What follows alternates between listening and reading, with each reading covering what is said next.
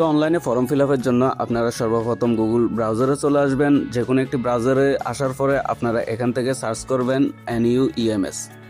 NUEMS search করার পরে আপনারা এখান থেকে প্রথম যে লিঙ্কটি আসবে এখানে প্রবেশ করবেন।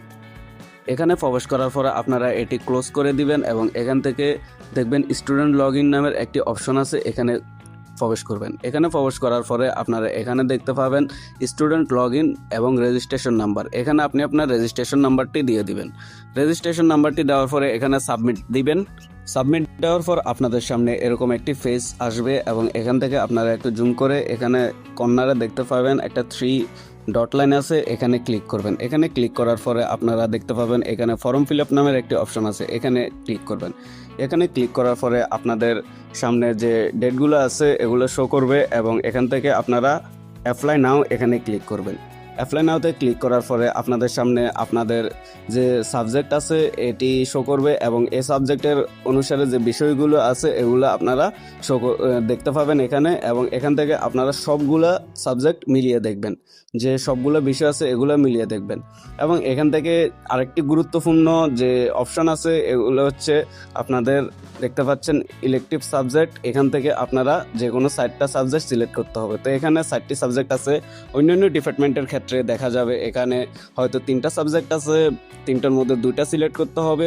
তখন আপনারা এটি ভালোভাবে খেয়াল করে এই সাবজেক্টগুলোতে টিকমার্ক উঠিয়ে দেবেন এবং এখান থেকে আপনাদের সবগুলো টিকমার্ক হয়ে গেলে এখানে আপনারা টোটাল কত টাকা আসছে এটি দেখবেন।